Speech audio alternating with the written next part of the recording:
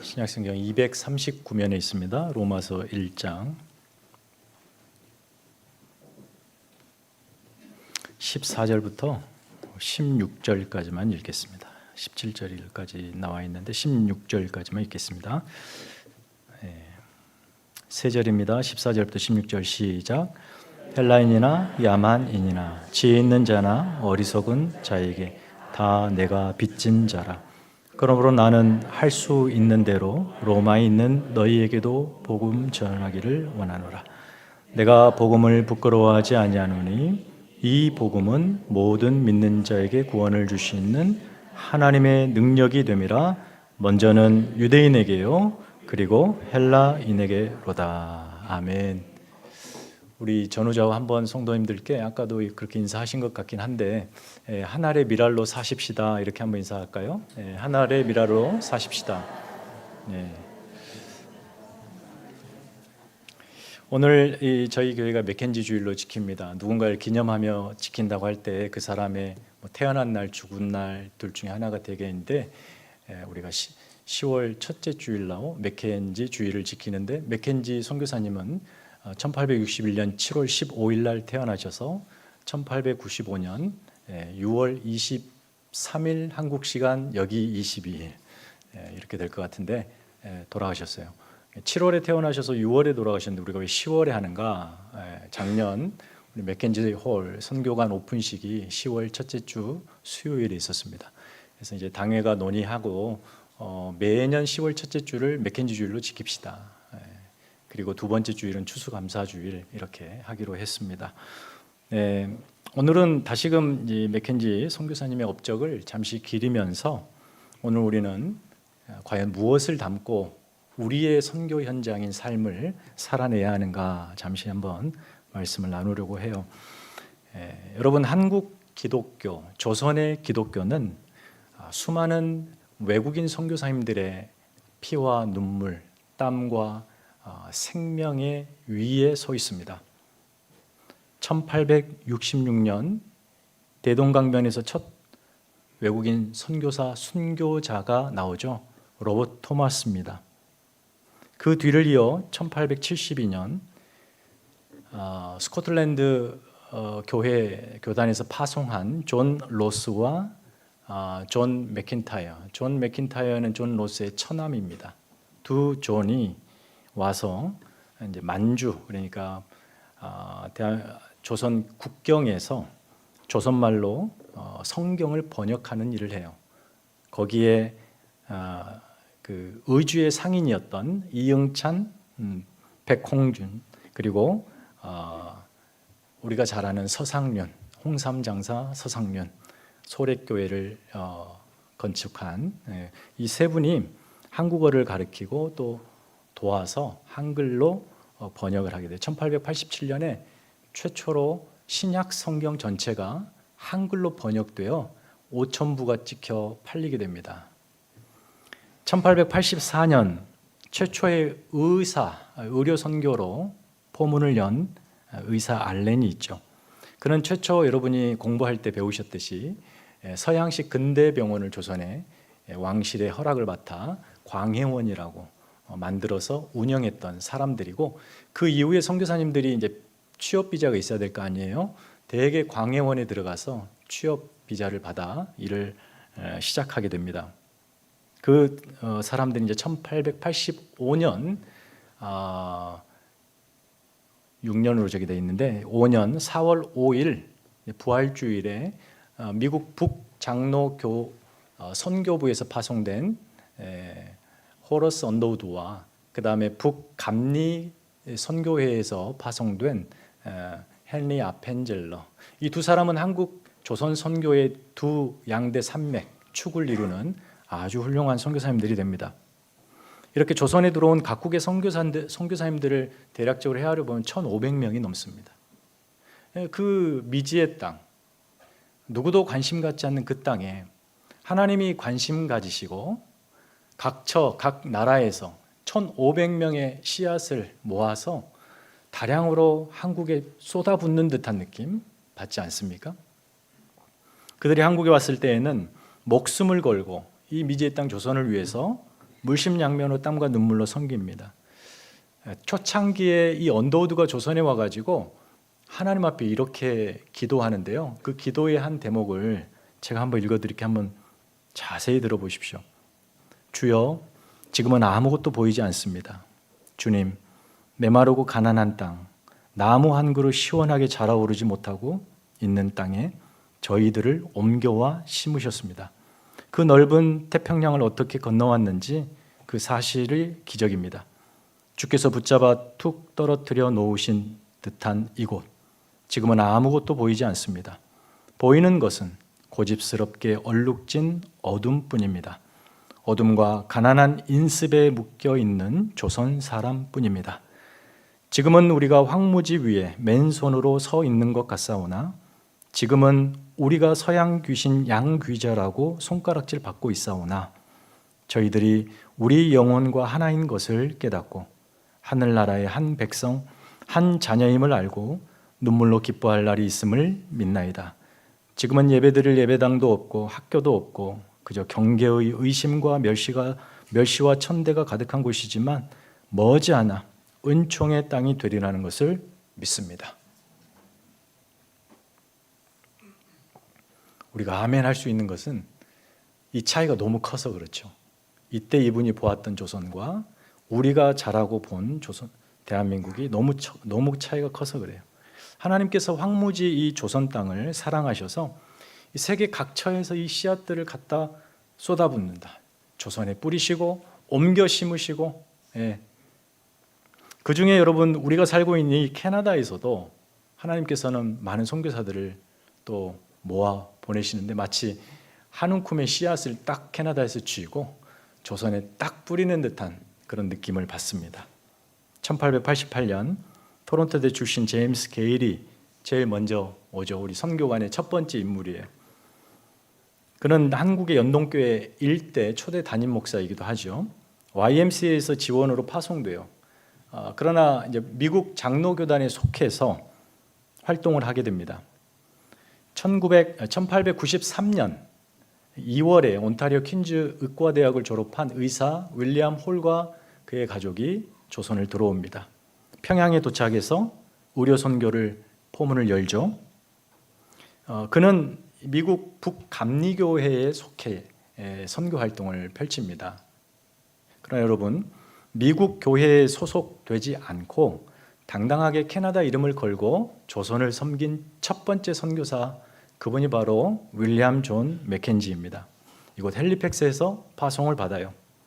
당시 맥켄지 목사가 2년간의 담임 목회를 한 후에 조선에 가겠다고 결단했을 때 소속 장로교단은 이렇게 말합니다. 우리는 조선 선교 못한다. 그럴 여력이 없다. 그러니 하려면 미국 장로교회 소속이 되라. 그래서 가라. 그러나 이 맥켄지는 단호히 거절하고 이렇게 말합니다. 나는 캐나다인이요. 어디를 가든 캐나다의 이름으로 복음을 전하고 싶습니다. 왜냐하면 그래야 캐나다 교회가 자신을 도움으로 조선 선교에 동참할 수 있기 때문에 그래요. 미국 선교의 소속대로 가면 미국 교회를 동참시키는 거고 캐나다 이름으로 가면 캐나다 교회를 동참시키는 거예요. 그래서 홀로 가기로 합니다. 많은 교회 후원을 받아요. 1년간 여러 가지 집회도 하고 하면서 후원을 받습니다. 그리고 후원금이 모아졌는데 한국의 조선에서 1년 생활할 수 있는 생활비를 모으게 돼요. 그리하여 1893년 10월 어느 날 트루로에서 가장 가난한 바라카 교회라고 하는 그곳에서 정말 사람들이 구름대처럼 몰려들어 마지막 송별 예배를 마치고 조선을 향합니다. 11월 10일 밴쿠버에 도착하고 13일 월요일 일본행 배에 오르죠. 배에 딱 올라서 조국 캐나다가 점점 멀어지는 그 모습을 보면서 그가 일기를 써요. 그 친필의 기록에 이런 말이 있습니다. 나를 태우고 갈 배의 갑판에 올랐다. 고국 땅을 떠나는 것이 후회스럽거나 섭섭한 감정은 들지 않는다. 아, 내게 주신 하나님의 은혜가 내게 충만하지 않는가? 내가 고국을 떠나는 것은 결코 희생이 아니다. 오히려 이곳에 머물러 있다는 것이 희생이다. 이제부터 조선은 내가 선택한 나의 육친의 나라다. 1893년 12월 12일에 부산항에 도착했고 곧바로 배를 타고 인천 제물포로 향해 서울로 들어가 그 유명한 선교사 언더우드와 아펜젤러를 만납니다. 그 다음에 윌리엄 홀, 먼저 몇 개월 앞서 왔던 같은 캐나다인 윌리엄 홀을 만나 그와 함께 평양 전도를 하다가 황해도 소래라고 하는 곳, 서울에서 약 240km 북쪽에 있는 서해안에 있는 소래를 방문하게 돼요. 그래서 거기에서 서상륜과 그의 동생 서경조를 만나게 됩니다. 근데 그 당시 소래에는 이미 교회가 있었어요. 바로 저 두 사람 상인이었는데 저 두 사람이 그 아까 말한 로스 선교사, 아펜젤러 선교사, 로스와 맥킨타이어 선교사들로부터 복음을 받아들이고 세례를 받고 심지어 이 서경조는 서상륜이가 동생 서경조를 데리고 언더우드를 찾아가서 세례를 받게 해요. 이 사람들이 세례를 받고 먼저 예수를 믿고 이 소래에 교회를 짓습니다. 그게 조선인이 세운 조선의 최초의 교회가 돼요. 소래교회. 근데 맥켄지 선교사님이 거기에 가서 담임 목사가 되는 거예요. 그러니까 이런 거죠. 조선인이 세운 최초 교회의 최초 담임 목사. 얼마나 이 최초가 의미가 있습니까? 소래를 딱 둘러보니까 본인의 고향이 케이프 브리튼이거든요. 이제 저희들이 묘비를 세운 그쪽인데 정말 닮아 있다. 닮아 있다. 정말 그래서 그것을 보면서 고향 케이프 브리튼을 생각하며 마음이 너무 또 괴롭기도 했겠죠. 1894년 그때가 2월 3일 금요일 겨울이었습니다. 이후 소래에 살면서 조선 사람들과 우리 아까 민순이가 고백한 것처럼 똑같이 생활하죠. 그들을 위해 열심히 섬겼습니다. 그래서 다라우지 다닐 때는 약간의 의학 교육도 받고 또 수련도 해가지고 아픈 환자도 보고 약도 처방해주는 그러면서 교회도 이미 있는 교회를 다시 리모델링 증축도 하고 조그맣게 학교도 시작하는 선교 사역을 소래에서 시작합니다. 1895년 이때는 대단히 이 조선이 혼란한 시기였습니다. 청일 전쟁이 있었고 동학 농민운동이 있었어요. 그때 1895년 1월 1일 정월 초하루 맥켄지 선교사님 자신의 일기에 이렇게 써요. 한 문장, 금년의 마지막을 볼 수 있을까? 그만큼 조선이 절체절명의 순간에 있었다.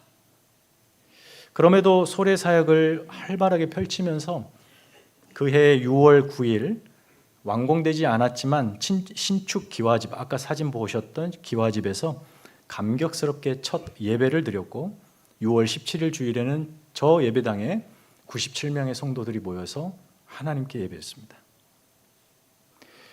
그런데 며칠 전부터 맥켄지 선교사님의 건강이 좋지 않았습니다.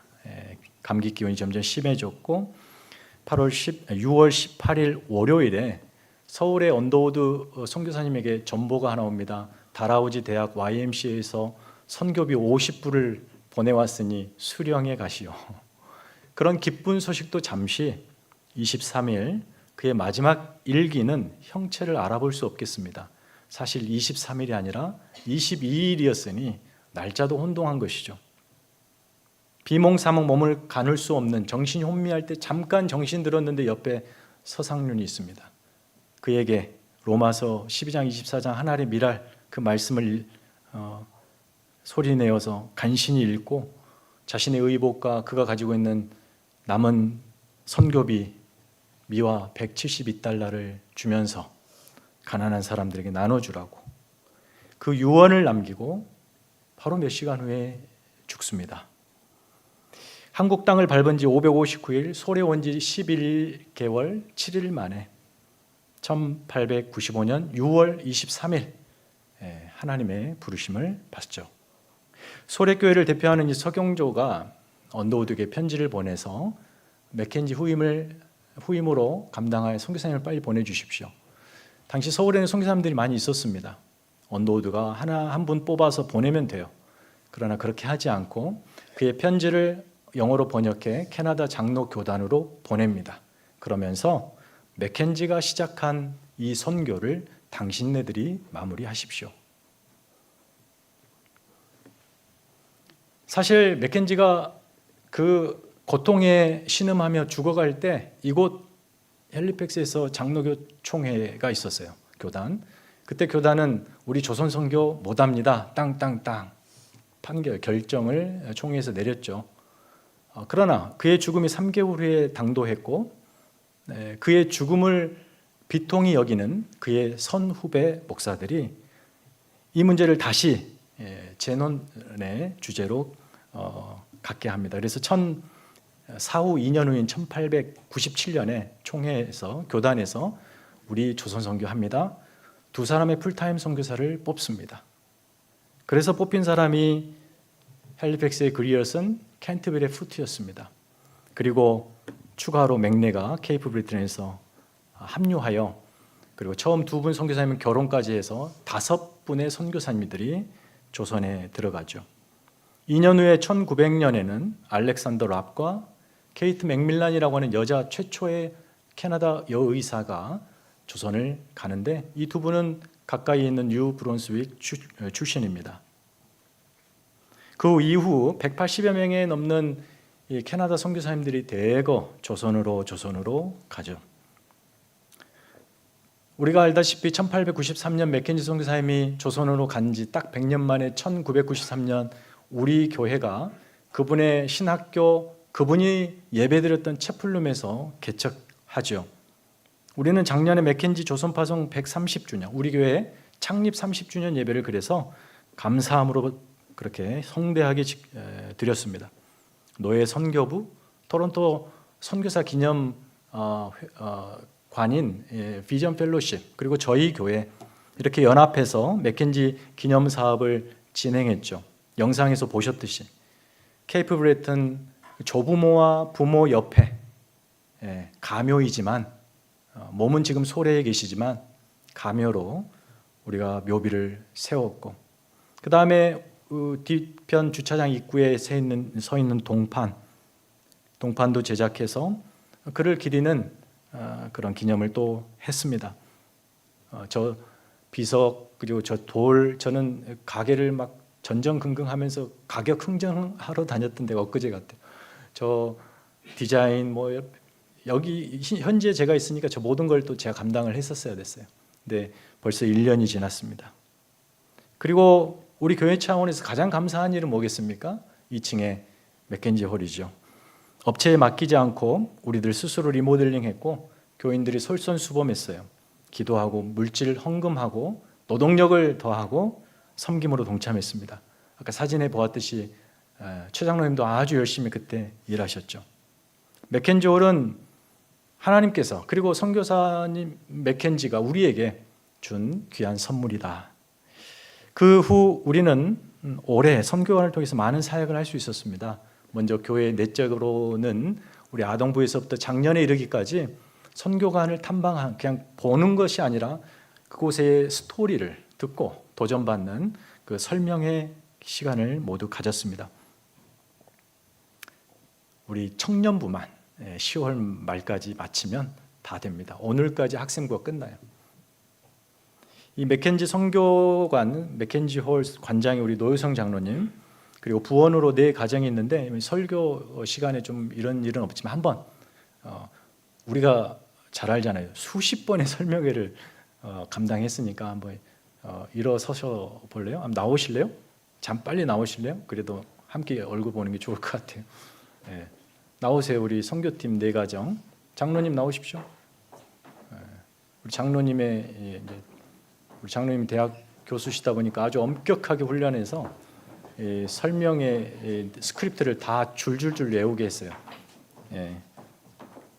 우리 원지훈 집사님, 한나리 집사님, 오지영 집사님, 윤남희 집사님, 최강은 집사님, 정유정 집사님, 특별히 우리 남편 권 집사님, 여기 남편 권 집사님은 우리 오 집사님이 아까 이거 한국에서 해가지고 2박스를 가지고 오시냐고 고생 많으셨어요. 우리 이분들을 위해서 한번 격려의 박수 한번 합시다. 갑시다. 들어가세요. 그리고 교회 외부적으로는 주변 교회, 노바스코시 한인교회를 비롯해서 많은 섬김, 노예 소속된 교회들에게 베풀었습니다. 외부의 손님들도 7팀 넘게 오셨고, 그러면서 많은 분들이 감동을 받았고, 우리 노회장 목사님, 함진호 목사님 팀도 아까 사진에서 확인했을 겁니다. 내년에는 우리 좀 아쉬운 점이 있어요. 우리 맥켄지 선교사를 파송했던 캐나다 장로교회, 이곳 헬리팩스에 있는 캐나다 장로교회 현지 캐네디언 성도들이 한번 와서 봤으면 좋겠는데, 영어로 스크립트 다 준비가 됐어요. 설명할 수 있어요. 그런데 그 일을 못했다면 내년에는 한번 기대해 봅니다. 맥켄지 선교가는 맥켄지만을 기리는 것이 아니라 맥켄지 다음으로 간 세 분의 선교사 중에 우리가 윌리엄 푸트 선교사님 발굴 사업을 합니다. 그분의 잊혀졌던 묘비를 발굴했고, 또 아카이브에서는 엄청난 양의 정보를 발견하면서 그분을 위한 자서전이 없기 때문에 전기를 쓰기로 프로젝트를 세우고 노예와 협력하여 지금 진행 중에 있습니다. 맥켄지 선교사님이 한국 파송 130주년이 작년에 이렇게 기념을 했듯이 윌리엄 푸트 선교사님이 한국 가신 지 130주년이 2028년이거든요. 그때까지 좀 전기를 발간했으면 좋겠다라는 목표로 지금 열심히 우리 선교팀과 노예 목사님들 함께 고군분투를 하고 있습니다. 여러분, 이런 사역들은 사실 우리의 목적은 그분들의 희생과 섬김을 기억하는 거예요. 누가 해야 되는가? 우리가 해야 되죠. 바꿔 말하면 여기에 있는 우리가 하지 않으면 잊혀집니다. 잊혀져요. 있는 것은 순식간입니다. 우리는 맥켄지나 푸트를 영웅화할 생각은 없습니다. 전혀 없어요. 그들이 우리를 위하여 남긴 유산이 무엇인지를 놓치지 않으려고 하는 거예요. 그렇다면 우리가 기억해야 될 것은 무엇일까요? 여러분 한번 생각해 보십시오. 저렇게 많은 선교사님들이 왜 도대체 어떤 심정으로 조선을 갔을까요? 바로 오늘 우리가 읽은 말씀이 하나의 답을 주지 않나 생각해 보아 말씀으로 들어가 보려고 합니다. 오늘 본문에서요, 사도 바울이 헬라인이나 야만인이나 지혜 있는 자나 그리고 어리석은 자, 이들을 그룹으로 4번에 걸쳐서 이렇게 이야기하고 있어요. 헬라인, 야만인은 헬라어를 쓰지 않는 사람들. 사실 이 4그룹은 총칭해서 바울의 시선에서는 이방인입니다. 유대인이 아닌 사람들. 자, 그런데 유대인 바울이 뭐라고 말합니까? 내가 그들에게 빚졌다라고 말합니다. 여러분, A라는 사람이 B에게 빚을 졌어요. 근데 이 사람이 그러면은 B가 A에게 유형이든 무형이든 뭔가를 준 것 아닙니까? 그러면 A가 그래 나 빚졌다 이렇게 말하잖아요. 그럼 바울과 이방인들이 바울에게 뭔가를 주었나요? 그래서 바울이 빚졌다고 말하고 있나요? 그렇지 않습니다. 왜냐하면 바울은 철저히 선민의식에 찌든 유대인이에요. 이방인은 사람 취급도 안 했어요. 그래서 사실상 바울이 이방인을 만날 일도 드물고 이방인으로부터 뭔가를 받는다 할 때 그건 부정한 것이지 아주 유익하거나 감사한 것은 아니라 이 말이에요. 그럼 바울이 왜 이런 말을 했겠습니까? 도대체 그는 이방인에게 무엇을 빚졌다고 말하는 걸까요?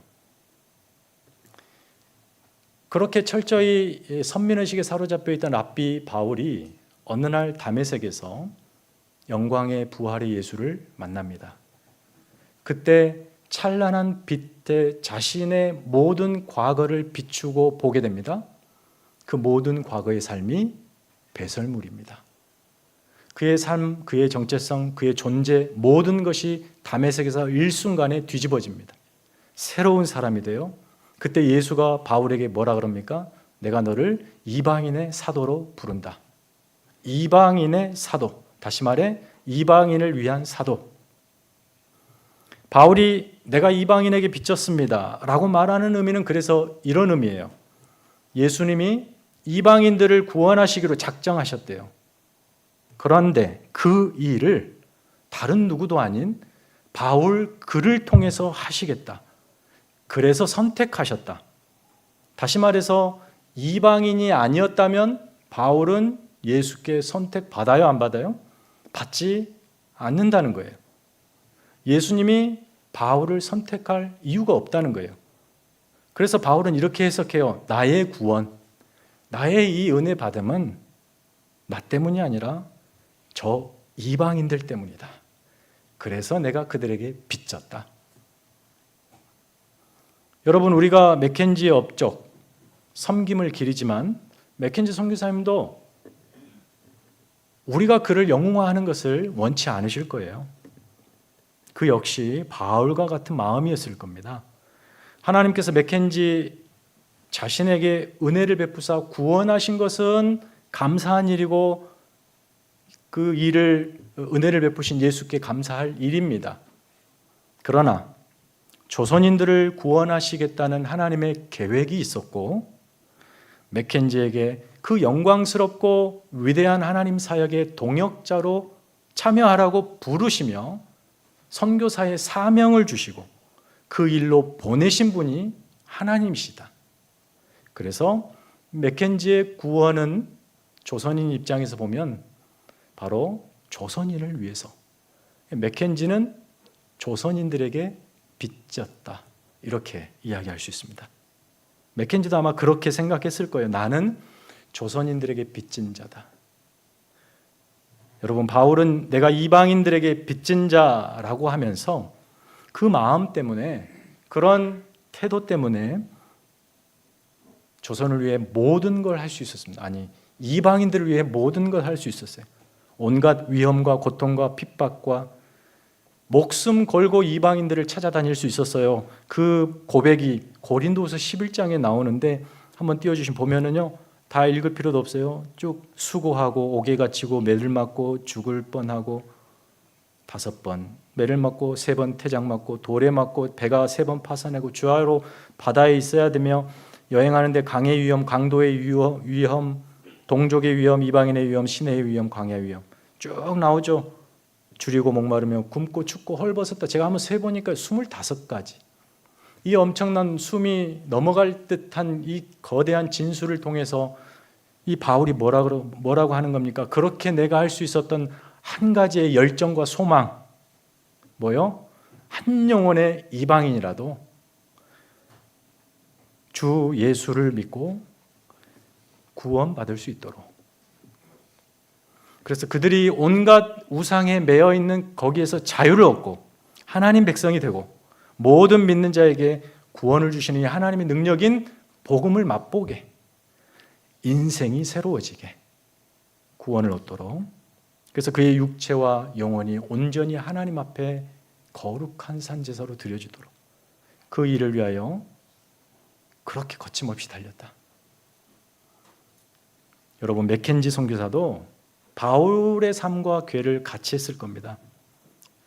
그의 이 자서전을 보고 이야기들을 들어보면 온갖 적대와 위협과 횡포를 견뎌야, 마주해야 했습니다. 불편했죠. 가난했고 위험했고. 그래서 곤총을 가지고 다닌 이유는 들짐승들, 호랑이가 나오는 그 조선의 들짐승들로부터 보호 차원에서, 그리고 강도를 죽이려고 하는 것이 아니라 위협 차원에서, 자기를 보호하는 차원에서, 무엇보다 풍토병, 그리고 외로움, 소래가 너무 고향과 닮아 있지만 그 고향은 갈 수 없는 그 외로움과 싸워야 했습니다. 그러면서도 맥켄지 선교사님의 가슴에 불붙는 한 가지, 뭐겠습니까? 바울처럼 단 한 명의 조선인이라도 예수께로 돌아오는, 구원 얻는 그 일을 위하여 내가 보내줬고 뿌려줬고 심겨졌다. 그래서 조선인은 나의 빚진 자요, 조선은 나의 육친의 나라이다. 사랑하는 성도 여러분, 말씀을 정리합시다. 저와 여러분이 그렇다면 저와 여러분이 맥켄지 선교사님에게 빚졌을까요? 아니요. 물론 맥켄지 선교사님과 더불어 많은 선교사님과 그 위에 많은 분들의 눈물과 기도의 희생으로 여러분이 예수를 믿었습니다. 그것은 맞습니다. 하지만 그 누군가가 여러분을 향하여 빚 갚아라 이렇게 하시는 사람 있습니까? 없습니다. 심지어 맥켄지도 그렇지 않아요. 우리가 빚진 대상은 역설적이게도 우리를 위해 희생한 그들이 아니라 우리가 희생해야 할 그들입니다. 앞으로 우리를 통해서 하나님을 만나고 예수를 만나게 될 그 누군가, 그 때문에 주님이 나를 구원하셨다. 예수 믿지 않는 여러분의 가족, 친구, 이웃, 직장의 동료가 될 수 있습니다. 그 누군가에게 여러분은 빚을 졌습니다. 더불어 이 한 공동체로 부르신 교회 안에 그 누군가를 섬기는 일에 서로가 서로에게 빚졌습니다. 그러니 섬겨놓고 잘난 척 하지 마십시오. 빚 갚은 거예요. 빚 갚은 겁니다. 예수님께서 여러분을 구원하사 하나님 자녀 삼으신 것은 여러분 각자를 천하보다 귀히 여겨서 사랑하셔서 구원하신 건 맞습니다. 하지만 여러분을 통하여 똑같이 그토록 사랑하시는 그 누군가를 구원하시기 위하여 우리를 구원하셨습니다. 그가 누구이든 그들이 여러분 통하여 하나님 나라를 맛보고 복음을 만질 수 있다면 바로 그가 여러분의 빚진 자다. 그 누군가는 불특정 다수입니다. 누구라고 콕 꼬집어 말할 수 없어요. 불특정 다수. 무슨 말입니까? 내가 살아가는 내 삶의 공간에서 마주하는 모두가 그에게 내가 빚진 자가 될 수 있다는 거예요. 그런 심정으로 살으라는 겁니다. 마주치는 그 누군가에게 저 사람을 위해 주님이 나를 구원해 주셨을까라고 생각해 보라는 거예요. 유용성과 효용성, 가치만을 따지는 이 시대에 점점 사람을 보면서 저 사람이 나한테 유익할까? 저 사람이 가진 이 능력과 재물이 나에게 어떻게 하면 올까? 이렇게만 관심 두는 시대에 여러분이 물건을 사고 하다못해 커피 한 잔을 사더라도 여러분 당연히 여러분 호주머니에서 돈을 지불하고 삽니다. 그러니까 당연한 권리로 얻습니다. 거기에는 어떠한 여러분이 그 커피를 파는 그 사람에게 친절을 베풀 법적 의무가 없습니다. 그냥 쌩하니 받아도 뭐라 할 수 없습니다. 여러분이 돈을 지불하고 받기 때문에. 하지만 여러분이 커피를 받으면서도 혹시 저 사람 때문에 주님이 나를 구원하셨을까? 한번 생각해 보라는 거예요. 그러면 여러분이 태도가 달라지지 않겠습니까? 복음의 빚진 자라면 혹 하나님께서 저 사람 때문에 나를 구원하셨나? 교회 안에서 하나님께서 혹 믿음이 약한 저 성도 때문에 나를 이곳에 보내셨나? 아무도 하나님 관심 없는 직장 안에서 이들을 위하여 하나님 나를 이곳에 뿌리셨나? 생각해 보라는 거예요. 그렇게 빚진 자의 심정으로 마주하는 그 사람을 예수님이 나를 보듯 우리를 보시듯 긍휼히 여기고 사랑히 여기는 마음으로 여러분의 언행심사가 바로 그렇게 누군가에게 복음의 선한 영향력을 끼치는 삶이 되는 것, 이게 빚진 자 개념이 아닌가. 나 잘났다고 아무 책임 없다고 타인에게 무관심하고 무책임한 이 시대에 크리스찬만큼은 그 빚을 갚는 자로서 살아야 되지 않겠는가. 오늘 맥켄지 주의를 지키면서 우리에게 던지는 한 문장의 메시지라고 생각합니다. 여러분, 잊혀진 조선파송 캐나다 선교사들을 기억하며 이렇게 맥켄지 주의를 지키는 이유가 바로 거기에 있어요. 그분들의 희생으로 우리의 부모님들, 조부모님들, 그 위 세대가 예수를 믿어 영생을 얻고 그 결과로 우리가 편하게 예수를 믿어 이렇게 캐나다 맥켄지의 숨결이 여전히 숨쉬고 있는 헬리팩스에서 교회로 모여서 신앙생활을 하게 되었습니다. 대단한 은혜요, 특권이요, 명예가 아니겠습니까? 우리가 그분들께 물질을, 시간을, 정성을 구워드린 것도 아니에요. 그런데 그분들은 마치 우리 한국인들에게 엄청난 빚을 진 사람들처럼 아낌없이 거침없이 그들의 생애를 불태웠습니다. 그 은혜를 덧입은 저와 여러분이 또다시 그 우리가 빚진 누군가를 위해서 각자의 삶의 자리로 하나님이 뿌리십니다. 거기서 거침없이 생명의 복음을 증언하는 우리 모두가 되시기를 축원합니다. 예, 다 함께 잠깐만요. 오늘은 특별한 순서입니다. 제가 마무리 기도를 하겠습니다. 기도하겠습니다. 하나님 감사합니다.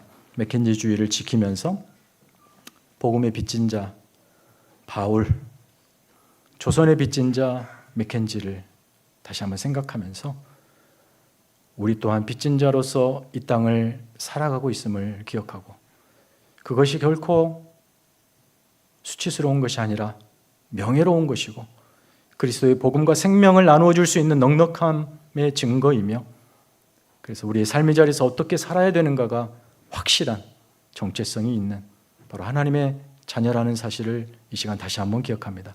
맥켄지 선교관을 통해서 우리 사랑하는 헬리픽스 모든 교회가 성도들이 그 빚진 자의 삶에 헌신하기를 간절히 바라고 예수님의 이름으로 기도합니다. 아멘.